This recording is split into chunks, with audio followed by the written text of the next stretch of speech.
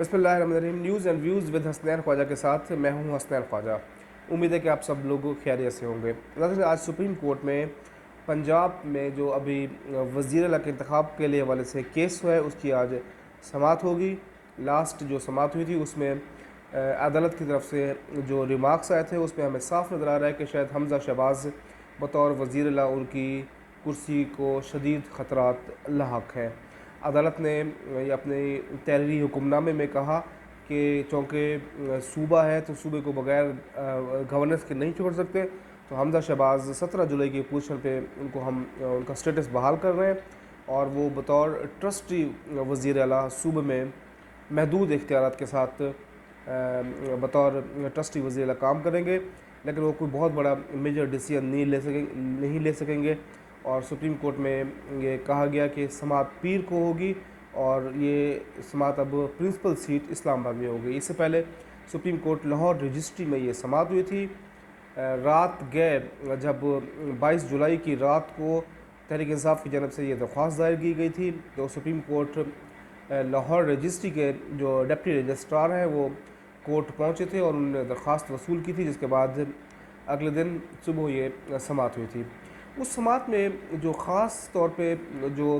عدالت کی طرف سے نقطہ اٹھایا گیا وہ ڈپٹی اسپیکر کی اس رولنگ کو جواز بنایا گیا تھا، جس رولنگ کا حوالہ ڈپٹی اسپیکر دوست محمد مزاری یہ کہہ کر دے رہے تھے کہ سپریم کورٹ نے 63A کے جو فیصلہ ہے اس میں یہ کہا تھا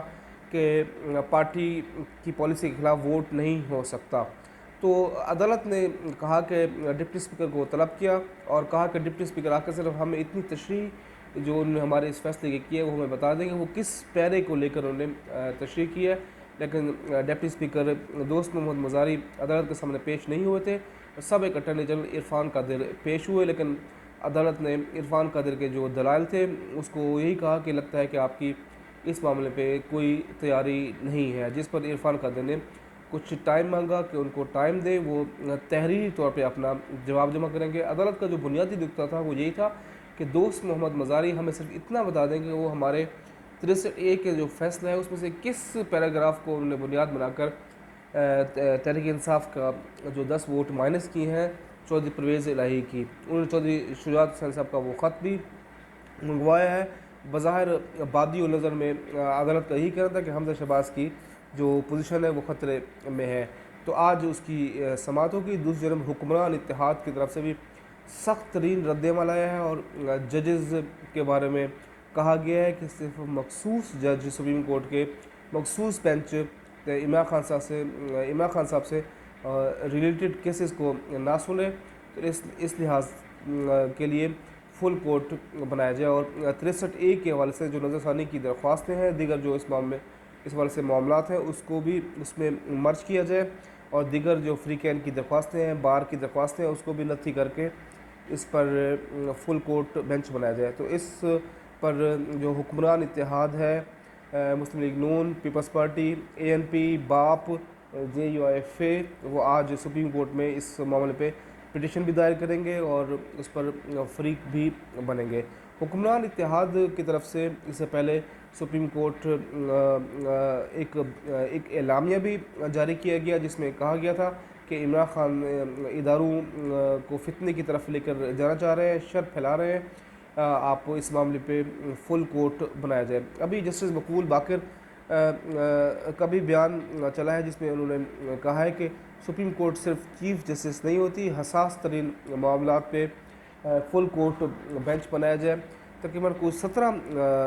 ججز ہوتے ہیں سپریم کورٹ کے، ان میں سے غالباً 3 یا 4 سیٹیں خالی ہیں، تو 13-14 سیٹیں ہیں ججز کی جو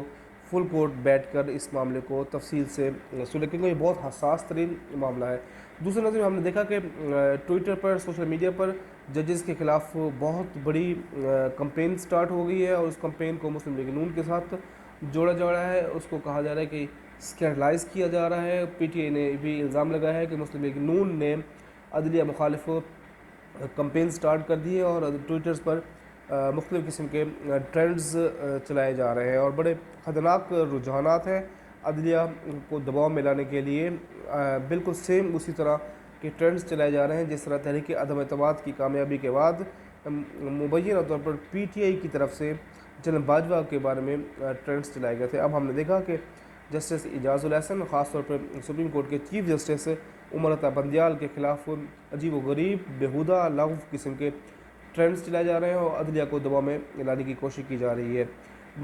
تحریک انصاف نے براہ راست اس پر الزام لگایا ہے. مسلم لیگ نون ابھی اس پر کوئی وضاحت اس کی طرف سے نہیں آئی، لیکن بہرحال مسلم لیگ نون اگر ان کے کچھ لوگ اس معاملے پہ ملوث ہیں تو سیاسی تربیت کا فقدان ہم نے دیکھا، چاہے وہ تحریک انصاف ہو، چاہے وہ مسلم لیگ نون ہو. اداروں پر ڈائریکٹ حملہ شروع کر دیا جاتا ہے، اداروں کو اسکینڈلائز کرنا شروع کر دیا جاتا ہے. آپ کے حق میں فیصلہ آئے تو اداروں نے آئین اور قانون کی بالادستی کی، اگر آپ کے خلاف فیصلہ آئے تو آپ براہ راست حملہ آور ہو جاتے ہیں. آج اسلام آباد میں اہم سماعت ہے، تو اس تناظر میں سپریم کورٹ اور ریڈ زون کی طرف جانے والے تمام راستوں پر سیکورٹی کے سخت ترین الزامات کیے گئے ہیں. تحریک انصاف کہہ رہی ہے کہ شاید آج ممکنہ طور پر نون لیگ عدلیہ پر پھر حملہ آور ہونا چاہتی ہے،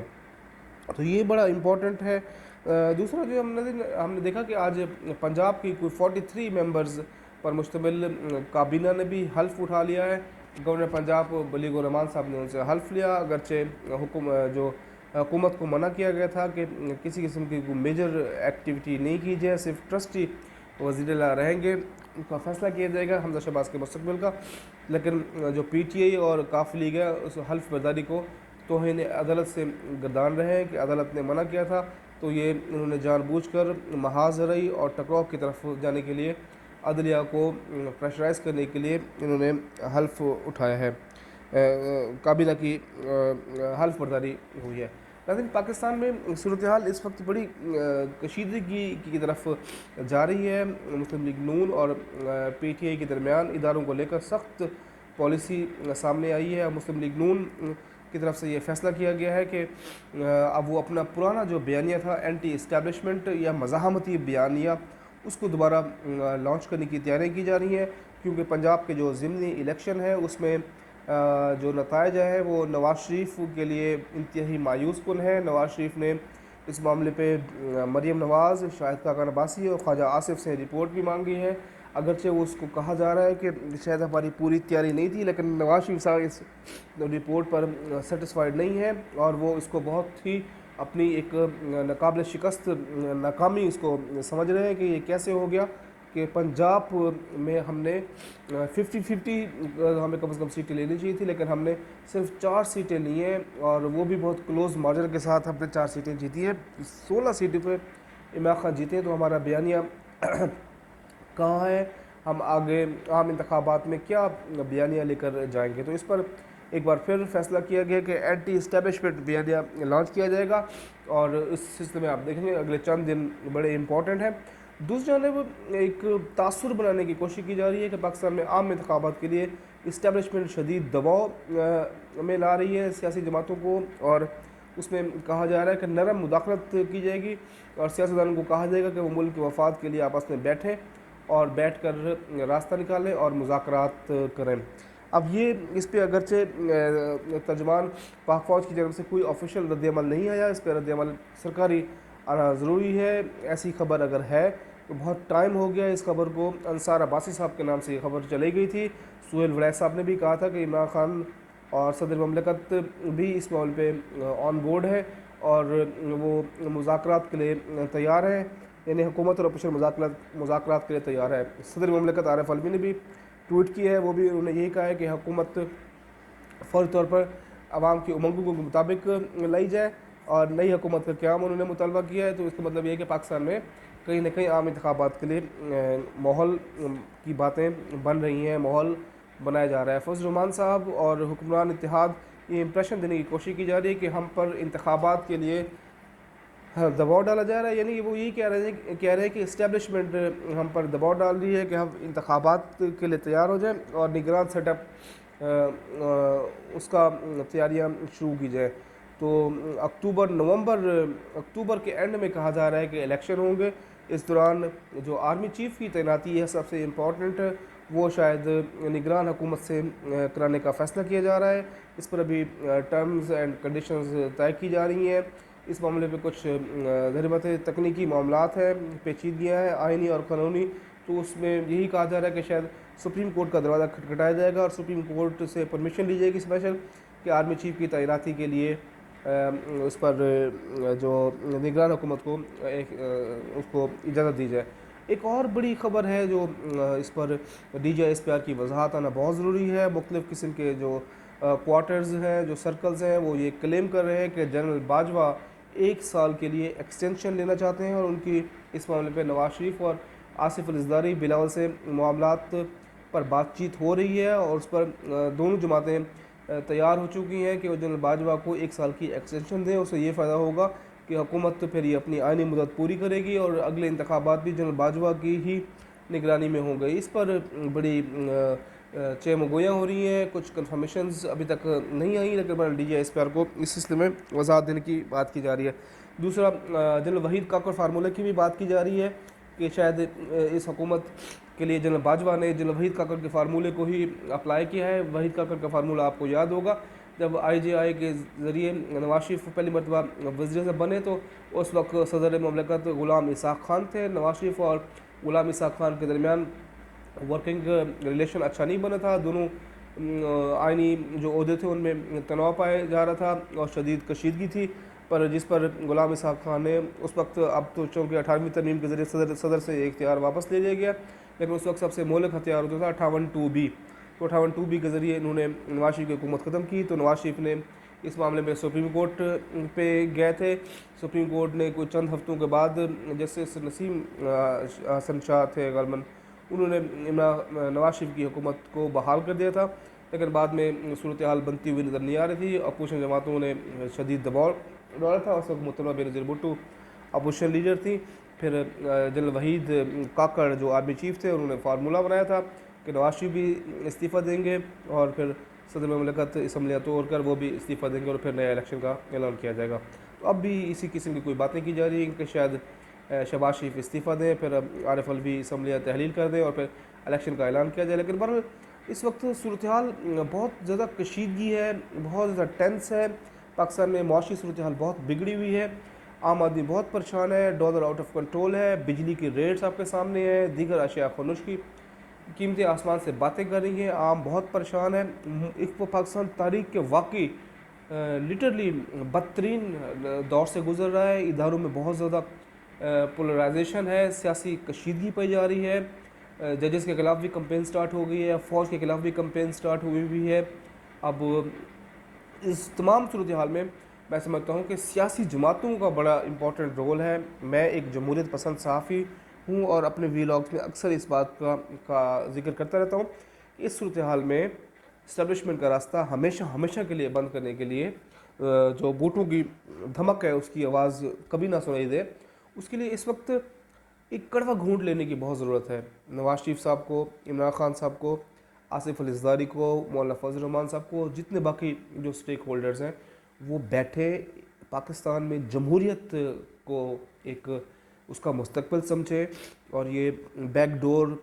اور اوپنلی مداخلت یا اسٹیبلشمنٹ کے ذریعے معاملات حل کرنے کی رواج کو ہمیشہ کے لیے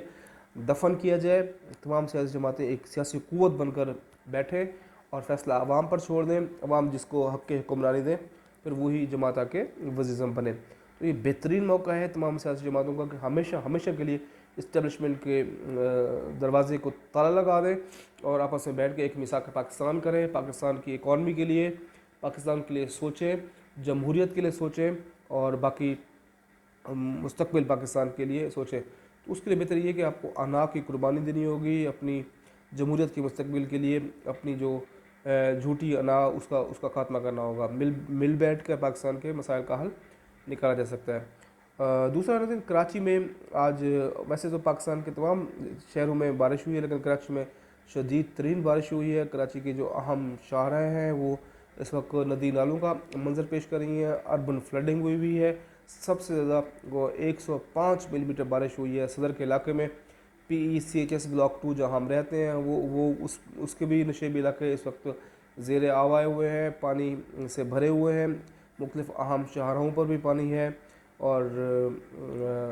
سندھ حکومت اپنی تمام تر مشینری کے ذریعے اقدامات کر رہی ہے پانی نکالنے کی، لیکن بہرحال ہمیں دیکھا کہ انتظامات اس طرح نہیں تھے جیسے ہونے چاہیے تھے۔ امید ہے کہ آپ کو ہمارا یہ ویڈیو پسند آیا ہوگا. جن دوستوں نے ابھی تک ہمارے اس چینل کو سبسکرائب نہیں کیا ان سے میری گزارش ہے کہ ہمارے اس یوٹیوب چینل کو سبسکرائب کریں, لائک کریں, کمنٹ کریں, شیئر کریں. آج کے لیے اتنا ہی. اپنے دوستوں کا, رشتہ داروں کا, فیملی کا, سب کا بہت خیال رکھیں. اللہ حافظ.